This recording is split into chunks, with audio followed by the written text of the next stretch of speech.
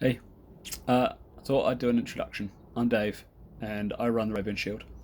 I've been doing it now for many years.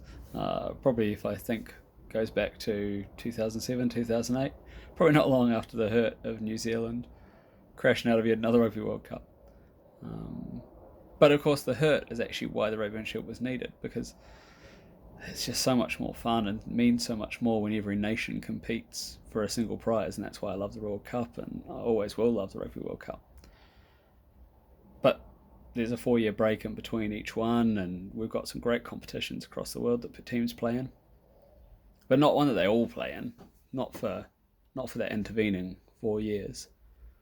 So it's about recognizing the history. So we discovered, and it was on Rugby Forum, um, discovered that actually if you traced winners from the first international game of rugby, like back in 1871, England and Scotland played at Raeburn Place in Edinburgh.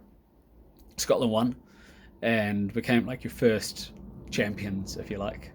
And if you just treat that like a boxing title, so whoever beats them takes it off them, and England beat them the next year in 1872, Blackheath I think it was, and they become the Raeburn Shield champions. We named it after the location of that first match, and then you just keep tracing that. And at this point, sitting here in 2020, it's been over 200 times that's changed hands to different nations, and like well over 600 games that it's been involved in across that point.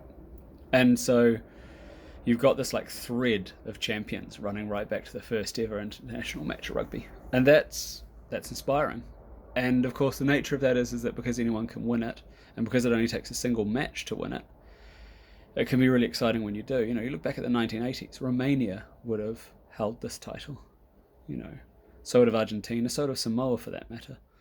And then you get to your so-called big teams. England have held it a number of times.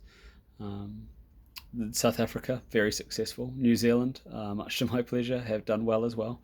Though interestingly, they've always been relatively successful, but it's more recent that they've really stepped ahead. And so it's this recognition of a lineal champion, if you like. And because it's available at any point, but you don't know when your next shot's going to be, it can be so exciting.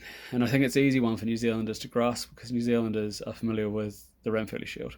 And now the Ranfurly Shield you have to defend only at home, versus the Raeburn Shield, where you have to defend it everywhere. But that concept of one-off matches, and that ability to be able to take a game one at a time, that's a big thing.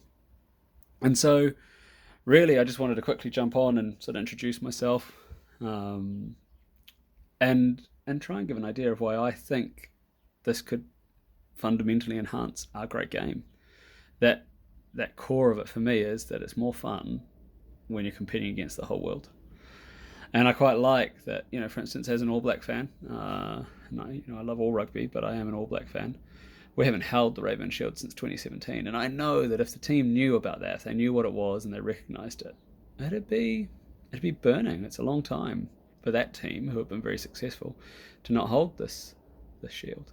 And so when the opportunity comes up, and who knows, right now South Africa hold it as the champions in the last Rugby World Cup. They took it during that tournament.